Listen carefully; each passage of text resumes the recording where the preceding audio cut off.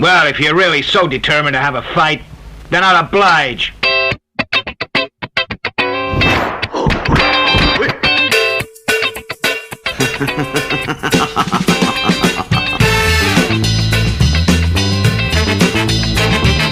Hello everybody listening to this on YouTube. My name is Ben Johnson and I am the host of the Kung Fu Movie Guide podcast. Thank you so much for listening to this conversation from our archive. The conversation you are about to hear was originally released on the 6th of May 2019. It features my conversation with the martial arts film star and 11-time professional kickboxing world champion. That's Don the Dragon Wilson. The Kung Fu Movie Guide podcast has been running since 2016. Over the years, I have spoken to many of the leading lights from the world of martial arts movies.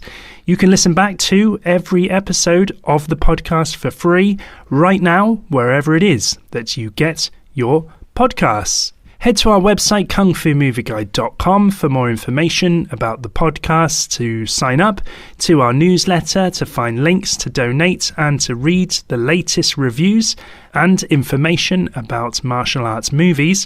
You can contact us via social media. We are on Twitter, Instagram, and Facebook. And you can also email me. The email address is hello@kungfumovieguide.com. I will be back at the end of this conversation to sign off properly, but until then, here we go then. This is my conversation with the great Don the Dragon Wilson.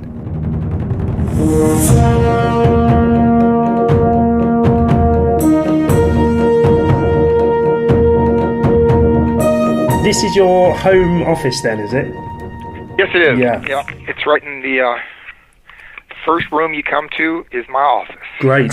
It's where one day I will take over the Hollywood, the Hollywood community from this office right here. Yeah. Is this mostly then for your? I know because you run a production company. I mean, you're a very busy guy. So it's probably. Well, I've been producing movies since I became a producer on my third film, Future Kick, I believe it was.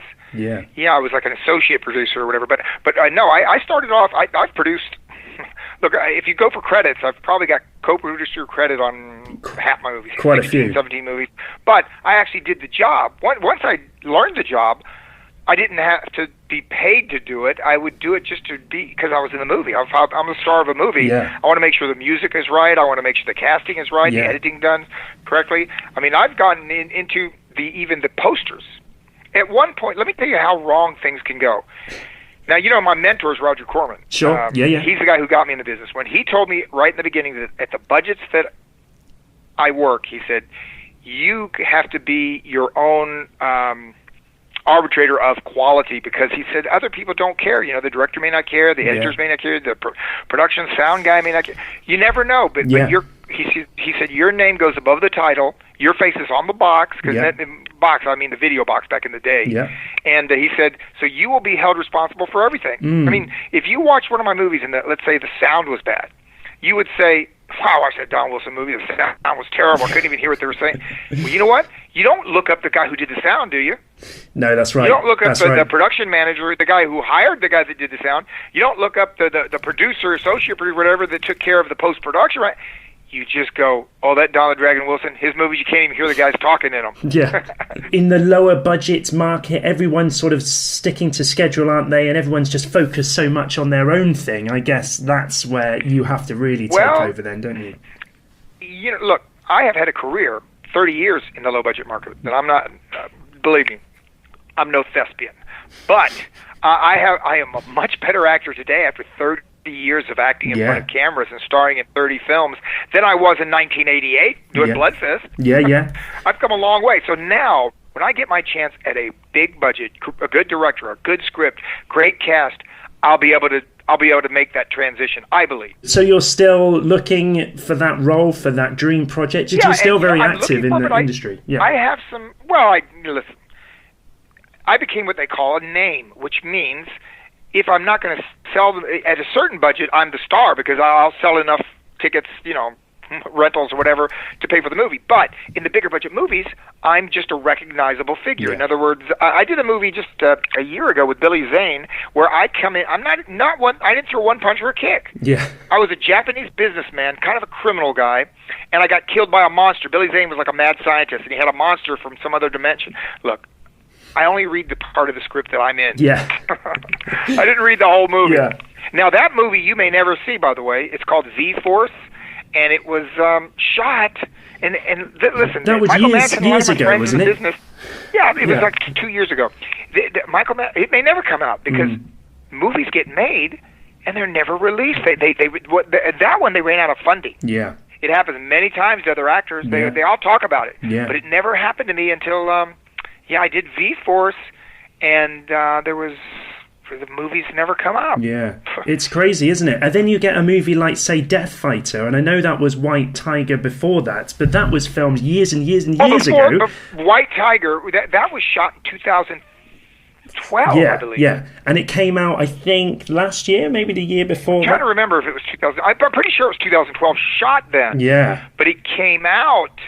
But that was lawsuits. That was legal things. There was nothing wrong with the movie. When I read the script, I said, this is not the kind of movies they make today. Yeah. This is the kind of movies we made in the 80s. Yeah. Where 90% of it is not dialogue, story, it's just fight scene.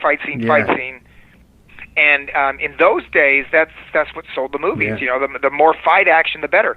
Today, it's moved to an area of like John Wick. Yeah. Or The Equalizer, or even Taken. I mean, the martial arts is it's intertwined in the story. It's part of the story. It's part of the character. But it's not all about that. Yeah. It's not all about the beauty of the sidekick and the slow motion close up of my fist punching a guy in the face. Yeah. We used to focus on that in the 80s and 90s. And so what we did was we did the movie. Because, I didn't produce it. I was not a producer on that, as a matter of fact. I don't know if they even gave me the credit or not, but I didn't want it because I just came in there as what they call actor for hire. Yeah, yeah. And that doesn't mean you don't want I wanted the project to be as good as possible, and anything I could contribute, I did. Yeah. But I just did my job. Yeah. And then what happened was the day before they started shooting, they fired the director. Yeah, yeah. Because Toby had to jump in, didn't he? Yeah, he came in and directed the whole film and did a great job, by the way. Yeah. Did a great job. But I don't know if the other guy it was going to be his first film. He was a writer. He wrote the script. Yeah. I give my quote, I call it the Dragon 2 cents. But I do not go up and say, hey, look, you've got to cut this character out. You've got to change this line of dialogue to this. I don't do that. Yeah. That you know what? I've never done that. Even in the 80s and 90s when I had a lot of clout on the set. Yeah. I'm never comfortable with that because, in my opinion, it's a group of people. It's about 75 people, even in my low budgets. It's going to be that many people to make this movie. Yeah. I'm talking about the editors and the crew and the actors. Everybody together contributes something, and I'm not like a dictator and I just dictate everything. Matter of fact, even my choreography. I do things a lot of times, and not the way I would do them because I use different choreographers because I don't want every single fight scene that the dragon is in to look exactly the same. What about projects where you can get your own sort of martial arts philosophy over? I'm looking mostly at the Martial Arts Kid here. That seemed to be a film where you did get across quite a bit of your philosophy, mainly in the sense of the way that martial arts should be taught. Yes. In fact, the lessons that I taught were actual lessons that I teach in seminars. Yeah. It felt very personal. Look, in the original the Karate Kid, because this was kind of like a homage to it, if you want to call it that, in a respectful way, not a ripoff. I'd call it more of a homage. Yeah. They had Ralph Macchio waxing a car to get ready for his fight. That's right. Now you wax if that really worked, all these guys working at the car washes in L.A. would all be boxing champions. Yeah. If waxing cars you can defend yourself using your hands by waxing. No, it's so. Now, this all came from my brother, by the way. He said, look, why don't you just teach a real lesson? Whatever you guys want, you teach a lesson. And then the writer and the director, Michael Baumgarten, said, well, can you teach a lesson that will have some way to relate in real life? Yeah. And I go, I said, one, it's kind of, it's confidence, like learning these techniques and then being able to do them right, then you learn life lessons. Yeah. It's not actually just about throwing the punch and throwing the sidekick and the right ridge hand or whatever. It's about, I didn't know this, I practiced, I trial and error, I worked hard, now I do know it, and you gain self-confidence. Do you think that has sort of lost its way a little bit over the years in the way that the martial arts is taught nowadays? Not in the traditional schools, because traditional schools have not been around the last 100 years. They've been around for 1,000 years. Yeah, true. Now, where I believe you're going with this is martial arts became a sport worldwide in 1974. Yeah. We had the first international, what they call full contact karate fights in America, and that took it out of Japan and Japanese kickboxing and Thai boxing out of Thailand and started spreading it all over the West. Yeah. Now, from those days, it went to kickboxing, and now it's because they took the kickboxing and added grappling. Now it's what they call MMA. Yeah. And in MMA, they don't teach all the life lessons. What they teach is choking and knocking people out. Yeah. You could choke them out, you could submit them, or you can knock them out, and they teach that in the MMA schools. What they're not teaching is the 1,000 years of self-discipline, respect, dedication, humbleness. There's only 2 reasons to use the martial arts, and we put it in the martial art kit. One is if somebody attacks you, you use every martial art technique you have. Yeah. The other is if you witness someone attacking someone else. You see some woman you don't know, but some guy grabs her and slams her down on the ground. You go right over there and you throw a back-legged roundhouse kick and knock her out. Yeah. So those are the only. There are no other reasons to use it. Yeah. You take one of the icons of MMA. We call him. I think you could call him an icon because he made $100 million. Conor McGregor. Conor McGregor, yes, yeah. You could probably take the next top 10 fighters, and he's made more money than all of them. Yeah. So he's their iconic guy. Now he takes a trash can, throws it at a bus. Yeah. And where there's women, and it cuts a girl's face and cuts her.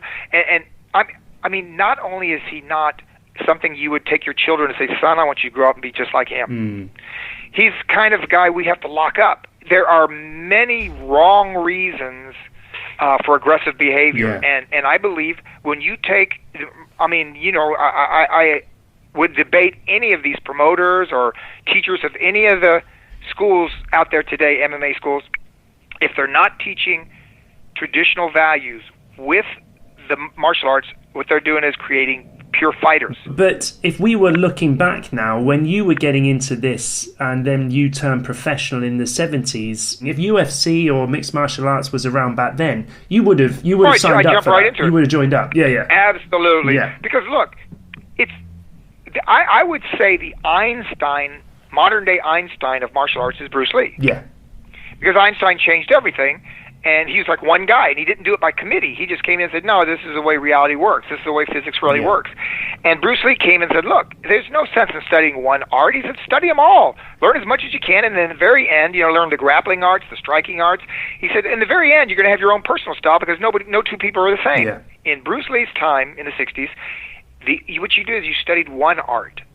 If it was Goju, it was Goju. If it was Kung Fu, it was Kung Fu. If it was Taekwondo, it was Taekwondo. You were a karate guy first, weren't you? Originally, I was Goju, but yeah. I only took a year under a guy named Chuck Norris. Yeah. And then when I went to Florida, I studied Kung Fu, and most people say, oh, you thought Kung Fu was better. And I said, no. If I wanted to take Goju, I'd have to pay for it. My brother had a Kung Fu school. Right. And if I wanted to take Kung Fu, it was free. It was free. Fair enough. So that was the choice. And that's why I went to Kung Fu. Yeah. What was drawing you to fighting and the combat arts? Can you remember those formative years? Yeah. Because here's what happened. I was born in 1954. Yeah. Now we had just finished a war with Japan. Yeah. That was in the 40s. That was only 10 years before. Yeah. And you have a Japanese. Your mother was Japanese, and I look Japanese. Though I look Japanese, Yeah. even though I'm half white, half American. My father was Irish American. Yeah. Imagine this now: you're Cocoa Beach, Florida, which is as far away from Japan as you can get and still be in America. Yeah. And it was in the 50s, and I have this Japanese face, and segregation was the law back then. Yeah. Black people did not go to school with whites. Yeah. So they didn't want to put me to the black school, so they put me in the white school. Yeah. Now, the white guys had never seen an Asian in their lives. No. These young kids. And so I was picked on every single day. Yeah. I can remember, and in those days, here's what they did. They had what they called a paddle, and you had corporal punishment. You get physically punished by the principal with this paddle. You had to hit 3 times if you do anything wrong. So every day I'm getting paddled. And finally, I could remember him looking at me. He says, Don, he said, you have been spanked more than any kid in this school. Yeah. And I'm thinking, well, why don't you realize that it's because I'm fighting because these guys are picking on me every day? Yeah, yeah. And what it was is they had a rule where it didn't matter who started it, whose fault it was, both guys get paddled. Yeah, yeah. But were you not thinking, were you a bit confused, because you were just a kid, but then you would have just been, growing up in Florida like every other kid in America. Here's what happened. I realized I was not accepted. But I found out this early on. I don't remember the exact moment, but it did dawn on me that when you sink a 30-foot jump shot, or you make a tackle, or you catch a pass, if you do something in sports, everybody likes you. Sure. So what happened was, as I started doing sports, I must have got some immediate feedback where somebody said, "Oh, that was a great shot. Oh, that was a good move." Because I thrived on that. That's what I've been looking for as a child my whole life, is acceptance. Yeah. So I pushed myself harder, and here's what happened. I became the MVP, which is the most valuable player on my high school basketball and football teams. Yeah. I scored 40 points in one game as a basketball player. I was a team captain. I led all the tackles. I was a middle linebacker. I excelled in sports because that's how I got accepted. Yeah. And now that's not why I took karate, though. When I took karate is I was in the Coast Guard Academy, and I came down one vacation to Florida because the Coast Guard Academy is in Connecticut, New England. My brother had a pair of boxing gloves, and he said, "Hey, you want to spar or something?" Because we used to box a little bit. And I said, "Yeah." And he is already a black belt at that time. He said, "I'm going to throw some kicks." And I said, "Yeah, go throw it a kick you want." Because in my mind, that's not going to do anything. Yeah. I'm just going to, at that time I weighed 205 and I was all muscle. Sure. My brother was about 145. Yeah. But he was a black belt, and I was not even a white belt. Yeah. He just kicked my ass. Right. And I was in shock. I couldn't hit him. He hit me. He kicked me, side kicked me, roundhouse kick. I couldn't believe. I was like 18 years old. Or 17. I'm 17 now. But I couldn't believe. He made a believer out of me. That's the way I term it. Yeah. He made a believer. That I said, man, the martial arts, if my brother, and even though he was older, he was smaller. Yeah. If he could do that, I said, I'm going to learn it. So when I went back to the academy, they had a school there. And that was the Goju school taught by Chuck Norris. Yeah. And I signed up. Did you ever resent the Japanese part of your family because of the bullying or not? No. You know what is the bizarre thing? Because I can remember this as if it was yesterday. I used to go in front of mirrors when I was young. Now, when I say young, I'm saying grade school. Yeah. And stare in the mirror and say, what is it about me that they find different? Yeah. I could not see it. Yeah. Which is bizarre. Now, I don't know. I think there's a psychological term for that. There are people who can look at a face and not be able to remember the face, or they can't distinguish that face from another face. Sure. There's some, and I must have had a version of that as a child, because I could look at my own face and not see that I was Asian. Mm. That's weird. It's a weird thing to think about, and I'm sure I've never talked to a psychiatrist about it, but there may be some condition of some kind, or because I grew out of it. Now I can look. I can obviously see how I look Asian, but I couldn't see it then. Yeah. As a grade school, I could not. I said, what is the difference here? I got two eyes. I got a nose. My hair is a little dark, but a lot of guys got dark hair. I couldn't see the difference. So whatever it was about me that was different, they could see it.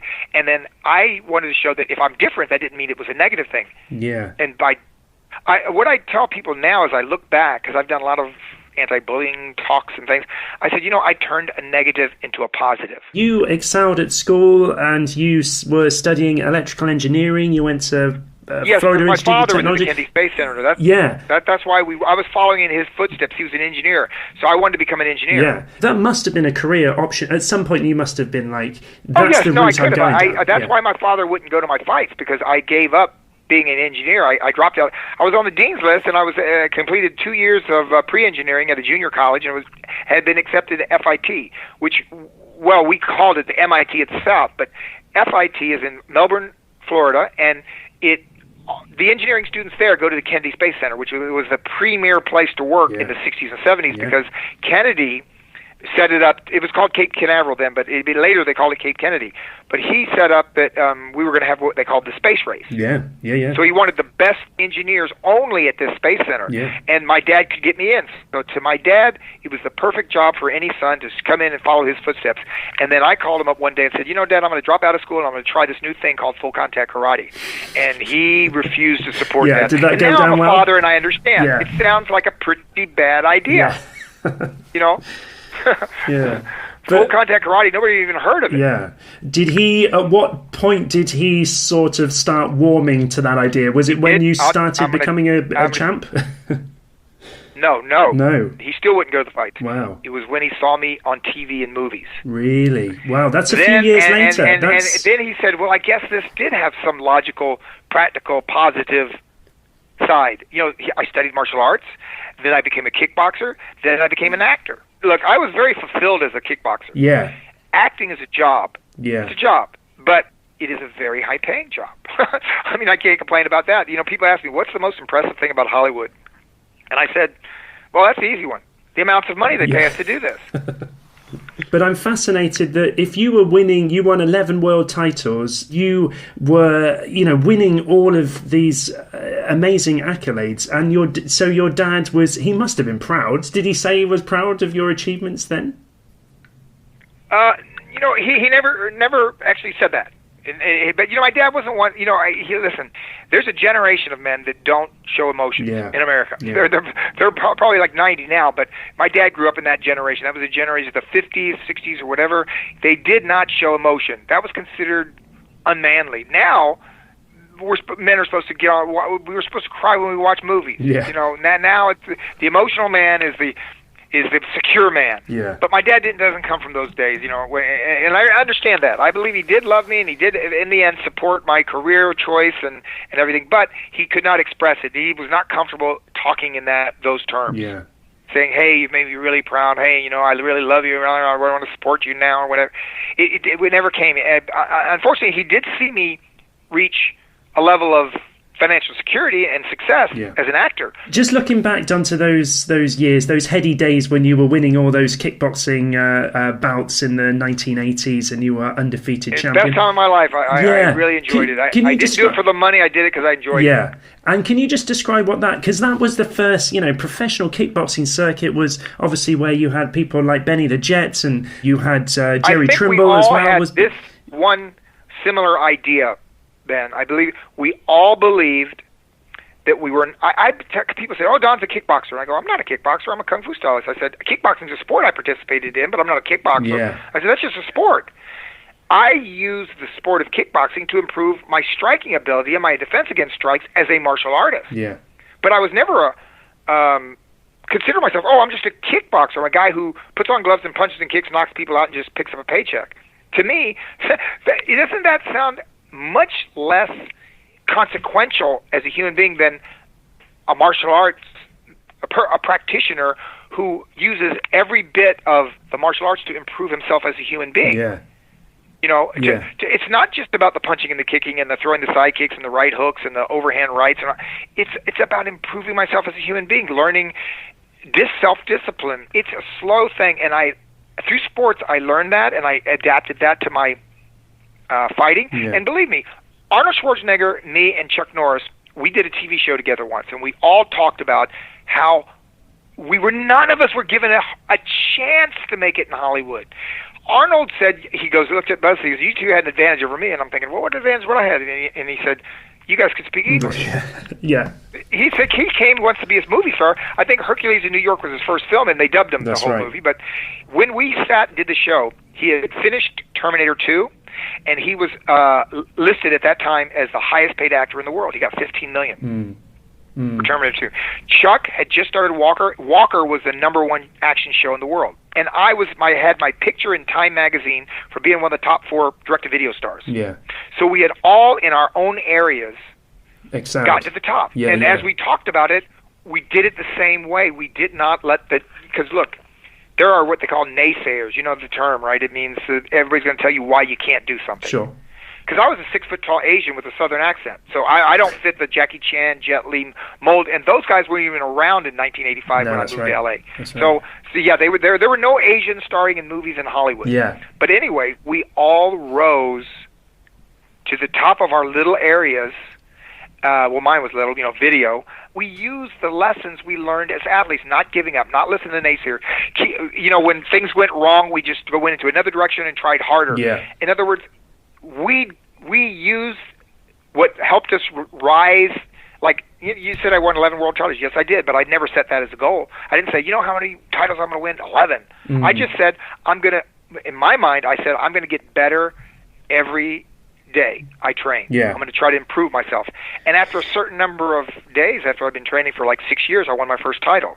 And then as I kept going on and on, I got better and better and better. And I, even to this day, for the body I've got at 65, I still just try to improve it. You're still fighting fit though, Don. I've seen you on Instagram and you're still looking healthy, you're looking well. You must still train and still work out. Well, I always tell people, if you tell me I got a fight coming up, yeah, in 10 days I'll make weight. Sure. So I can still fight at 175.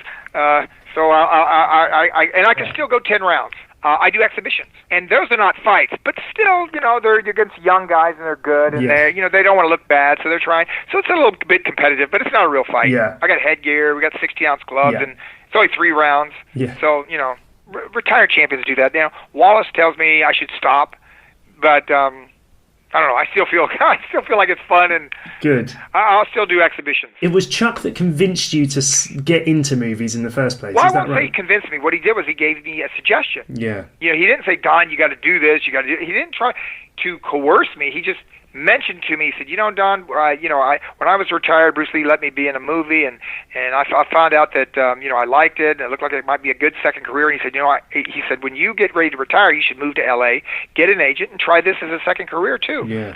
Yeah. At that time, he was working for a company called Canon Films. Sure. Yeah. Yeah. And he was pumping out like maybe 1 or 2 movies a year, and they were successful, and he was doing good. He's making money. And so, he gave me the idea. And in 1985, I retired. That was the first retirement, because I retired 3 times. Yeah. How long were you working in movies then before you auditioned for Roger Corman? You'd been in I was stuff not. in the I had 80s. not done anything. I had done a Chinese movie. ABC in Chinatown, it's called. Now, I believe it's on YouTube, but it's ABC in Chinatown. Yeah. And I was a bad guy in it. That was my acting. And then I had worked on General Hospital, and I had done 1 commercial. Sure. And I got called in by accident by them because they didn't know I was Asian looking. Right. He was, as soon as the casting director saw me, he said, "Oh, this is for a Caucasian lead. We've already cast the brother, and he's white." But he said, "But look," he said, "I don't want you to have waste your time. Just read for me, and maybe you'll be a bad guy." Yeah. And I read for him, and the casting director left the room, and he said, "I'll be right back." And he comes back in. He says, "Roger Corman wants to meet you." So I go into Roger's office. I have no idea who he is. Right. Luckily for me, because I'd been nervous if I did.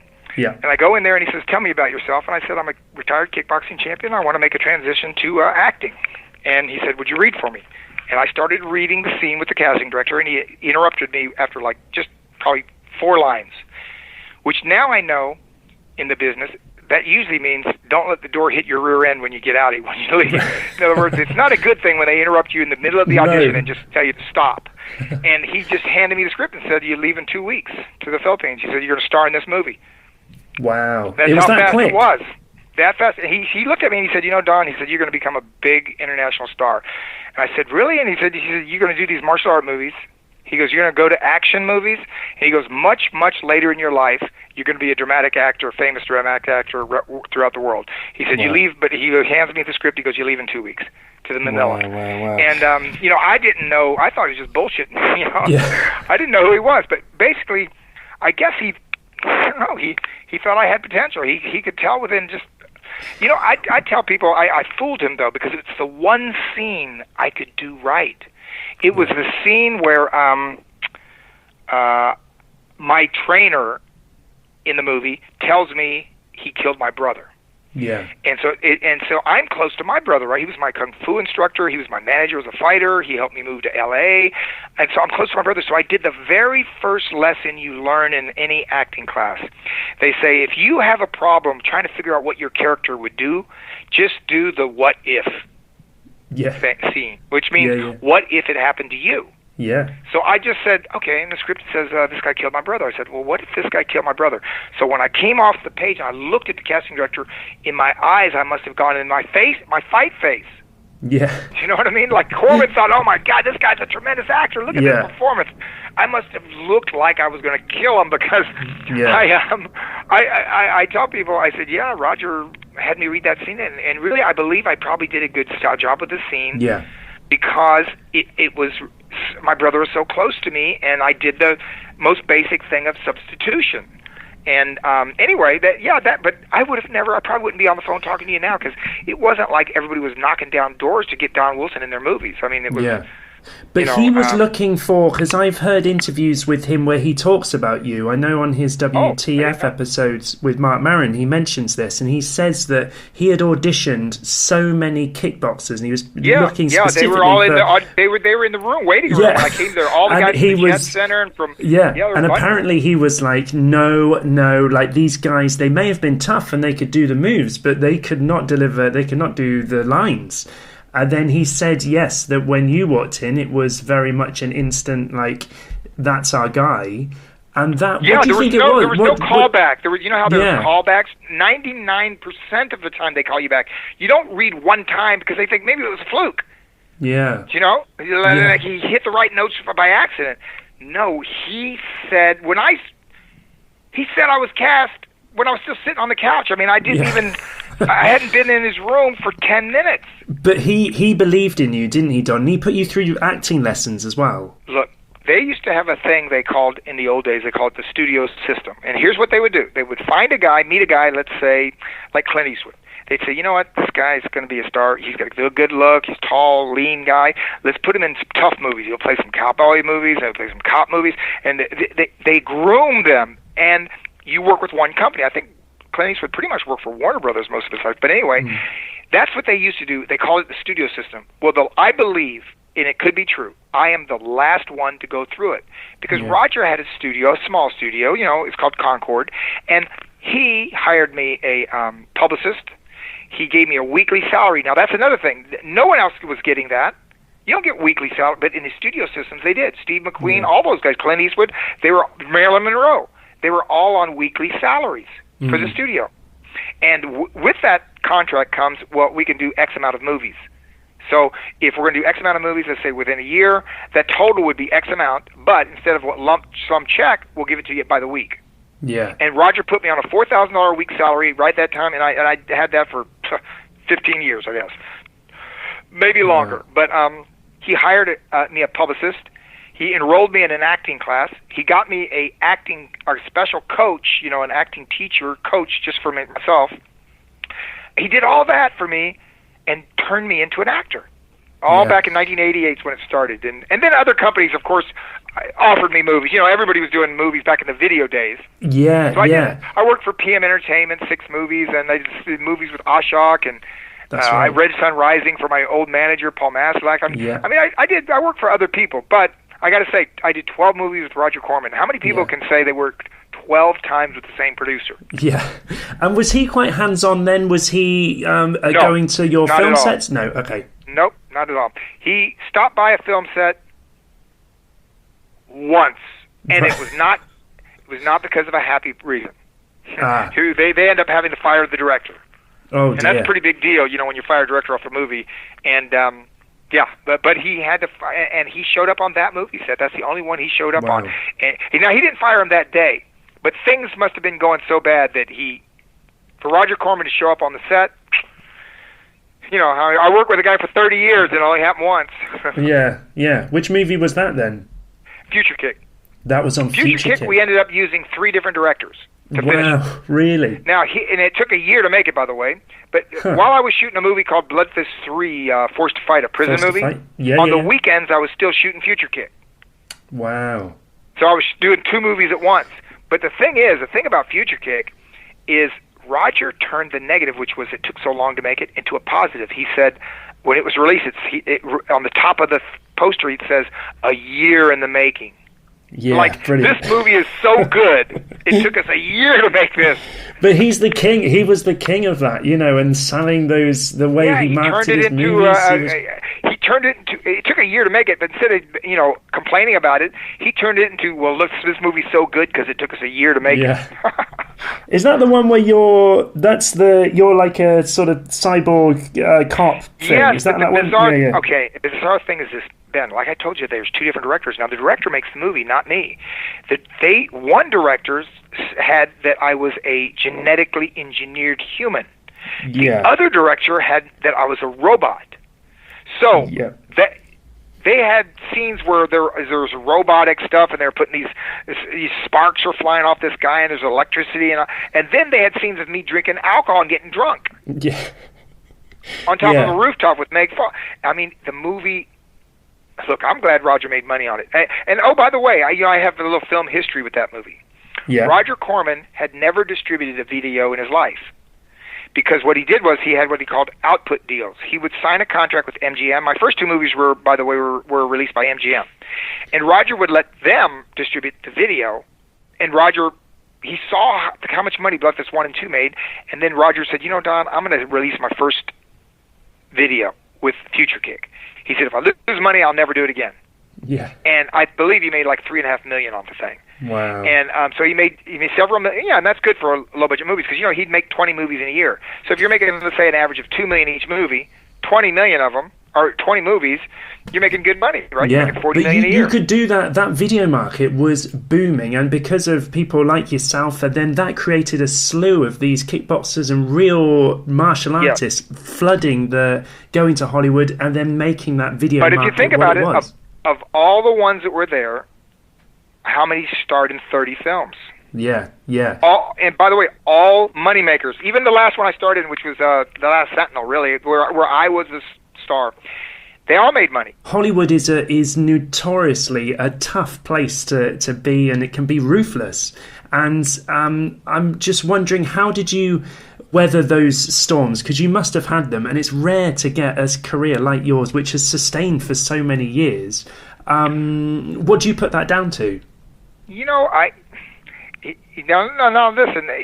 this is just my opinion because I don't know for a fact, but I think that what I've done is I didn't go strictly for the money. In other words, like you asked me what projects I'm going to do, and I'm not just saying, well, whoever pays me the most money, that's the one I'm going to do. Yeah. Because my mentor in this business was a guy named Chris Penn, Sean Penn's younger brother. He was my best friend. We lived together, we traveled together, we trained together. Anyway, I was the last guy to talk to him, rest in peace. Yeah. When he hung up the phone with me, he had a heart attack that night and died. Wow. But anyway, he was my best friend, and he said, Don, here's what's going to happen with your career. He said, you're going to start getting offers, and he says, and they're going to be big money offers, and they were for me at that time. And he said, don't get excited when the money's big, because he said, you'll find in this business, the bigger the money, the worse the project. Yeah. And I go, well, why does it work that way? And he said, well, because if you got Martin Scorsese and you've got an Oscar-nominated a script writer and you've got a bunch of stars, he said, they don't have to pay anybody anything. Everybody's dying to be in the movie. But if it's a crappy movie and they don't have other stars and the script's not so good and they have a low budget, and he said, then they just got to get any name to do it, and the only way they'll do it is for the money. He said, if you want a long career, go for the best project and let the money be a secondary thing. Yeah. And I did. That's what I did. Look, my third movie, I was offered $350,000 to do a movie in Indonesia, and I turned it down because it was a bad script. It was a bad film company. The company was really bad, but that's a lot of money for me, $350,000 back then. Yeah. It's a lot of money for anybody today. I'd like to get that, but you just wouldn't get those films nowadays. That martial arts circuit, that market there is just completely dead. It's really they couldn't get nobody could even offer it. But what he was saying was this: they will take my first two films released by MGM, and they made millions. I think Bloodfist made $1.7 million at the theaters in America alone.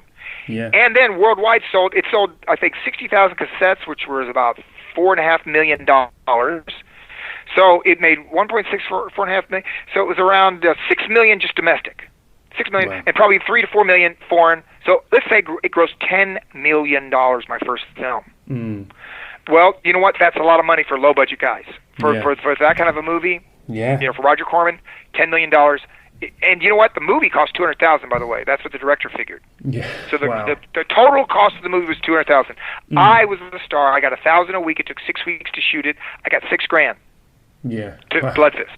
Now, I did that movie. Then everybody thought it might be a fluke. Bloodfist 2 does the same numbers. So then I get an offer to do an Indonesian movie. They offer me $350,000. So here's what Roger said. Roger said, Don, they're going to give you the $350,000.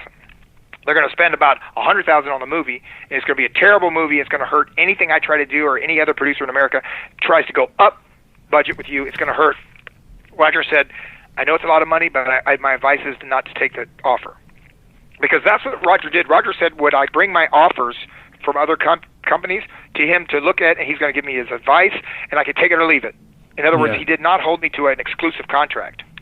And so I said no, and he was absolutely... Now I look back and I said, man, that's those movies are the career killers. That's what they called, and they called it back then, the Eric Estrada syndrome. Eric Estrada was the #1 TV actor in America at one time. He had a show called Chips in America. Yeah. And he went from that to being the term they use for bad movies. They go, oh, that looks like an Eric Estrada movie. Because what he did was, he knew TV, but he didn't know the movie industry. He thought all these big money offers, he took the biggest money and made the worst films, a whole string of them, like 3 and 4 and 5 and 6 maybe, until his name stood for bad movie. Because the sound, the script, the story, everything was bad. Like an Eric Estrada movie became a term they used out here. They threw around back in the late 80s and 90s. Yeah. And I kept thinking to myself, wow, you can go from the highest paid actor in America, which he was, by the way, highest paid actor on Chips, was the show. They say you're only as good as your last movie, aren't you, I guess? And that's that's somewhat true, but not 100%. I mean, you get more chance rolls of the dice. Give an example would be John Travolta. John Travolta did Saturday Night Fever. It was a hot movie. Did really great. Then he did like 3 or 4 bad movies, and by the time he did Pulp Fiction, he was getting paid half what I was getting paid. I was getting $220,000 a film. He did Pulp Fiction, for what I understand, for $100,000. Right. And look what happened to Travolta after that movie. He started making $20 million a film. Yeah. Amazing. When you were working in that video market, Don, were you looking towards one of these days this big mainstream break is just gonna? Oh, absolutely. Yeah. Absolutely. I'm always looking, and still am. You're only one movie away from a big hit. Yeah. The right script, the right director, right producer. So, the possibility is always there. But I also have some, of course, I have pet projects. Things that I would like to get made. One of them is another vampire movie. I've got that, and I believe that's going to be my version of the Expendables, though. But it's going to be Expendables where you get a group of B-movie guys together to fight a bunch of vampires. Yeah. And, I've got it set up to where it's affordable. We can afford them all because it's going to be in one building like Die Hard. Yeah. Yeah. The vampires are in one building, and we're a SWAT unit going in there chasing these bank robbers. But when we get in, it turns out there's vampires in the building, and the vampires, of course, have to kill all the humans. Can't let any of us, including the bank robbers, because then they'll be found out. Great. Once we know what they.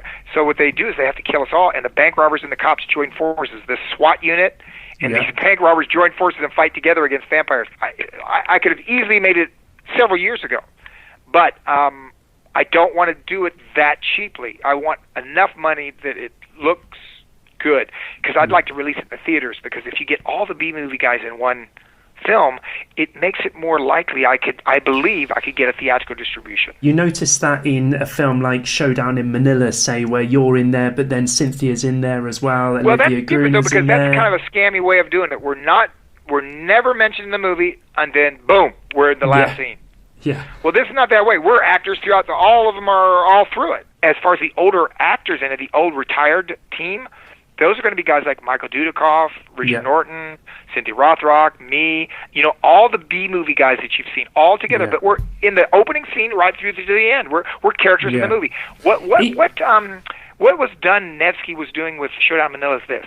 He said, "Well, the Expendables, they had all these names, so I'm going to have the names." So he wrote a script and then just threw us all in the last scene, where there's no dialogue, no relationships hardly at all, and we just come in and do one action scene each, and then the movie's over. So, in my opinion, that's kind of the old ripping off the audience style. I don't think that satisfies them. And do you, because you still hang out with, you still see Michael Dudikoff, Cynthia Rothrock, Olivia Guna. We see each other at events. I don't go to their house and hang out. Sure. They don't have time to just, I visit. I'd like to say I'm sociable, but if I have a free minute, I just spend it with my family. Yeah. But But we see each other at events. That's why I like to go to events. Is I get to see, my friends from around the world. We're doing the sequel to The Martial Art Kid. Yeah. And that's going to be a good movie. It's going to be more action. They decided to go for like an older feel to it. Because I guess nothing wrong with the family movies, but how many family movies have you seen to drag it in? Yeah. Worldwide, when you got punching and kicking, the audience is usually a little older than the PG-13. Yeah. The 13-year-old, 12-year-olds, 11-year-olds. So anyway, I think they're going to go with a little older version of the Martial Art Kid. It'll be Martial Art Kid 2, Payback, I think it's called. Yeah. And then there's a movie called Paying Mr. McGetty that's already done, starring Marcus R. Taylor, who played Suge Knight in Straight Outta Compton. If you ever saw that movie, Straight Outta Compton. Yeah, great movie. And this one though, he plays. He was a dangerous, scary guy. Yeah. In Straight Outta Compton. Well, this one he plays the good guy. This is a comedy, isn't it? It's not. This isn't. It's not a martial art. It's got martial arts elements in it. It's martial arts. I'm going to tell you some genres and they're all in it. Martial arts, action, comedy, love story. Because the love story covers all bases. His co-league Anita Clay is the actress. She's a very talented martial artist and a great actress as well. She's phenomenal in this movie. And I play the bad guy. Yeah, I'm a hitman. Yeah, and so you'll see it's a comedy, but when somebody dies in the opening scene in a comedy, it's called a dark comedy. Yeah, it's not. It's still a family film, I would say, but there's no cursing, there's no nudity, and there's no blood and gore and all that. But it does have some dangerous elements to it. They wanted me to be scary, and my character is kind of scary. Looking back, I mean, you've been in so many films and, so many fan favourites there, but do you have a personal favourite of some of the, the work that you have done that you look back on that you quite enjoy? I would say overall, the movie is, and it's being re-released in Germany this year. It's called Red Sun Rising. Red Sun Rising, yes, that's Red Sun Rising. It's an HBO world premiere, and it co-stars Mako, Edward Albert Jr., Michael Ironside, Terry Farrell, and James Liu. James Liu's doing the Death Touch. Is that the Death Touch movie? Correct. That's the Death Touch. Yes. Which was unusual back in those days. They didn't talk a lot about it then, and it was an HBO world premiere. And did really well, very successful. And I wish we had done sequels to that. I think that character, Thomas Ashino, could have been an ongoing, kind of like a franchise for me. Well, that was interesting because that movie you were playing, you were sort of playing a version of yourself in a way. Oh, absolutely. No. Yeah. If I could choose any of the characters in my films, closest one to me would be this guy, Thomas Oshino. He was Japanese, he was American. Because remember, he talked about his childhood, how he had problems because he was half white. Yeah.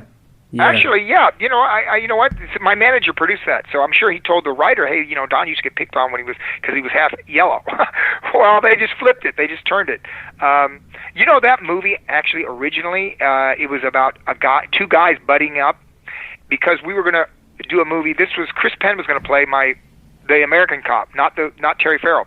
Chris was doing True Romance at the time, and he couldn't do the movie, so we rewrote it so there was a girl, and then I think it made it better because it became a love story. Yeah, and she's great in that film. Yes, she is. She was great. She came across, in my opinion, strong, but still feminine.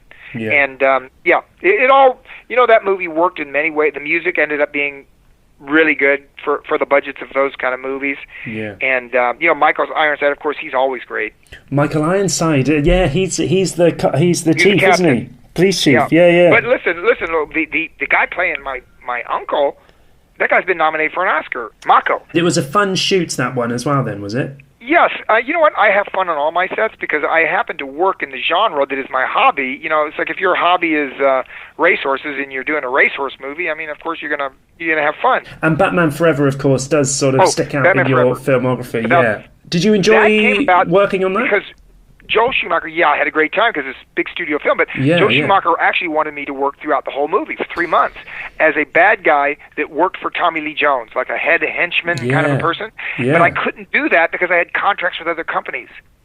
So he said, well, he gave me this character who does one fight scene and leaves, and I said, yeah, that's perfect.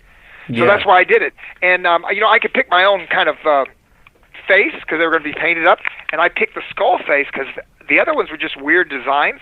Yeah. And I thought, well, if people want to know which character I am, I just say, hey, I'm the one with the skull face. Yeah. Well, you're the only one who actually gets a speaking part out of that. You're kind of like the head of that gang, aren't you, I guess, in a way. So, yeah. And the other movie that sticks out, because I saw it relatively recently, that Diamond Cartel movie. I don't know, have you got round... they renamed that, though. I believe it's been renamed, hasn't it? Yeah. I mean, it was called The World at Their Feet, The World at Your Feet. Oh, yeah, that's right. Now it's called Diamond Cartel. Diamond Cartel, yeah. Well, The World at Our Feet, that's not a good name for an action movie. No, I think Diamond Cartel is a better name. Yeah. But have you seen it? Just one scene. I did one scene, basically. Yeah. Maybe two scenes because you're not in it much. I did a one phone scene with Armand Asante. Yeah, that's right. It's just on the phone, though. But a friend of mine was producing it in Kazakhstan, and I happened to be in Kazakhstan at the time. Right. And me and Olivier just appeared. We just did the one scene. They call those cameos. I'm not really a character. No. To me, you're not a character if you're not at least pivotal enough where in the script that you can't be removed. Yeah. In other words, if the story still makes sense and your entire character, every scene that you did in the movie is cut out, then you were not a real character. You're not really in the movie. I think the director, from what I understand, was a fan of mine. I mean, he liked my movies, and he heard I was in Kazakhstan for something else. I think I was there for a film festival or something. But anyway, I was there for something else, and he asked if I'd do it. And of course, it was not hard work. It's an interesting film, and and they managed to get Bolo Young in there as well, which is quite an achievement because I think he's all but retired now, really. But to get him, I think they also got what is that British actor? Peter O'Toole. Peter O'Toole's in it. Yeah. Now it's his last film, his final film appearance. It's very odd when you have Peter O'Toole and Bolo Young and Don the Dragon Wilson and Olivier Gruner in the same movie. We should mention Cynthia because you do work with her quite a bit, and you have done recently. We have the same agent. We've had the same agent since I've been out here. I've got the same one since 1985, which is unusual. In this business, people go from agent to agent. Yeah. My brother was my manager, and the head of the promotional organization, had the TV contract. They wanted me to go with them instead of my brother, and I said no. My brother stayed my manager, and what ended up happening is I became the most famous kickboxer, one of the most, and the highest paid kickboxer. Yeah. And in the movie industry, I stayed with the same agent, and I became the only one of the B movie guys who's still working, probably. Yeah. I started 30 films. I'm still. Do you put that down to that loyalty there that and you've got good people around you? Do you put it down to that? You know what? I don't think that's necessarily a key to success, because maybe I would have been much more successful if I would have dumped my agent right off the bat and gone to a bigger agent and dumped my brother, signed a contract with the PK. But you got to think to yourself, what is really the most important thing? Is the most important thing when I'm 90 years old in my bed and dying to say, hey, I had the biggest bank account. Yeah. Or I lived a life I'm not ashamed of. Yeah. I'm proud of the decisions I made.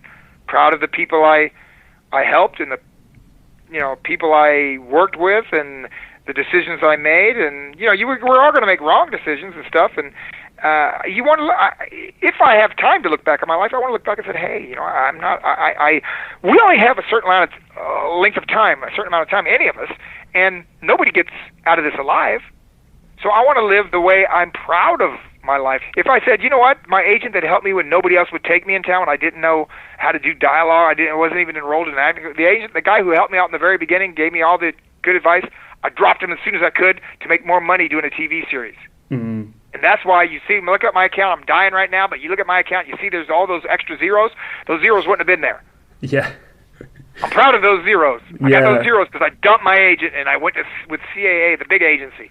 No, I wouldn't. Look, I'm not the only guy who thinks this way. Jack Nicholson, I saw, one of the Oscars he got, he pointed in the audience and said, I'm still with the same agent I started with. And he's right there. And he was like this old, the guy must have been 150 years old. He was a little thin guy sitting in the front row, and Jack Nicholson was picking up on one of his Oscars. So he obviously, the same, and look, I'm surprised his agent didn't dump him, because he was getting SAG minimum after acting for 14 years. Wow. And, wow. Yeah, you know what? I never got the SAG minimum. I got $1,000 a week from Roger the first movie I did. Bloodfist. So I started, and I was a star. I didn't work my way up. I did not, and I've talked to my agent about this. Ray Cavalieri is his name. I said, Ray, I didn't pay my dues. And Ray said, you paid your dues as a martial artist. Yeah. You made your name popular. People knew you. Your fans followed you from your fights. You fought all. I did. I fought all over the world. I fought on network TV. I fought on NBC Sports World. You know, millions of people watched me. So that was before I ever did movies. Yeah. So that probably did help my movies in the very beginning. But at a certain point, after a couple of movies, I got some exposure from the movies that people knew me more from movies than they did from the fighting. Yeah. Yeah. But it was a positive thing in the beginning. But there's that ownership you've got to take on yourself as well, because there's so many distractions when you're in that Hollywood bubble that could easily have taken you away from certain things, whether that's, friends and family, the quest for money, I don't vice, want to say anything bad stuff about the people in Hollywood that have let their egos get out of hand. Yeah. Because when it hits you and you're 18, 19, 20 and you're famous and rich and everybody's telling you how great you are, you can start believing your own press. That's what they call it, believing your own press. But remember, with me and Chuck and Arnold, it came way later for us. Yeah. Yeah. It wasn't when we were 18, 17, 18, 20. We weren't young guys. We were grown men who had become champions and knew how hard it works. And, a guy who is like an Arnold, who's a champion, he won Mr. Olympia, I don't know how many times, 7, 8 times or whatever. When he sees the guy come to the gym and he's a beginner, he's got more empathy for them than you and I would. Because he can remember way back when his first days. And I'm the same way. I see a guy who just starts a beginner, I'm more likely to go over and say, hey, look, you don't have to do it this way. You can do it. In other words, we all started there, and we look back on it and appreciate the fact that the people are trying to do their best, and even though they don't have a skill level like we have at this point, we remember that. And Chuck, they didn't believe Chuck. There had never been a martial artist starring in a TV series, and Chuck was not considered an actor who could carry a series. And not only did he carry it, it was the #1 action series for 8 years. Yeah. That show only quit because Chuck was done doing it. Yeah. He was tired of it. I mean, he didn't need any more money. Yeah, yeah. And, I never heard Chuck complain about anything, but whenever he would see me while he was doing Walker, he would always say how much time it took and how much work it was producing a TV series. Yeah, he did complain a little bit about that. I know that you've got kids. You're a family man, and I know that one of your kids is getting into acting, or is an actor on the stage. Well, my daughter is going to an acting school. I mean, LACSA is the performing arts school here in L.A., but her real goal, she's saying now, is she wants to be a medical doctor. Right, okay. Her entire time in high school, she never made a B. She made A's and A+. Wow. So wow. If she wants to be an actress, she entered the Shakespeare Festival and won first place out of 17 of the top schools in California. Wow. So obviously she's got talent as an actress. She can act and she could be a medical doctor. Maybe she can do both. Yeah. But if she turned around, or if any of your kids turned around and said to you that they wanted to be fighters or to go into the cage or whatever. Thank God they did. Oh, really? You'd warn them off that. Yes, it's dangerous. I'm lucky to get through it.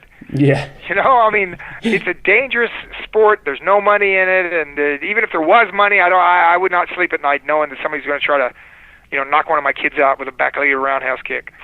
Yeah. Too nervous. Yeah. I'm glad they did not. It's like a lot of people say, why didn't your kids become kickboxers? Why didn't they? They've all studied martial arts, a small amount of martial arts. It was never any of their passions. So I'm not one of those dads that's going to say, no, you got to do it. You got to do it. No, they got the life lessons they learned, and they worked. My son really excelled in baseball, Drayden. And my daughter liked dance. When she wanted to do exercise, it was always dance. And then sometimes she runs. She was running for a while.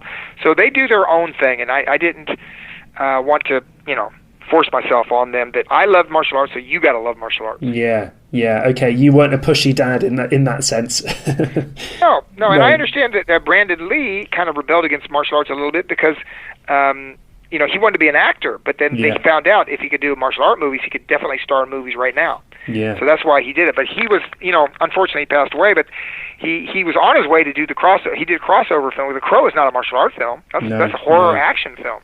And I believe he could have done whatever he wanted after that movie. Yeah, absolutely. But no, Bruce Lee probably, I could see his kids when they were young. He was working out with them, but I'm sure as they got older, if they wanted to do other sports and things, he would have done like me and just kind of backed off. I don't think he would have said, no, you can't do baseball, you can't do basketball, you got to do kung fu. Don, thank you so much for this and being patient Ben. as well. It. I should just say, because you were the first, I only started this podcast, it was 3 years ago, and you were the first person I had in mind that I wanted to chat to. So it's taken a very long time for us to get here, but I'm really glad that we did. I apologize for that. We'll have to talk more often then. Yeah, absolutely. Don, thank you so much for your time. Ben, thank you. I really appreciate it.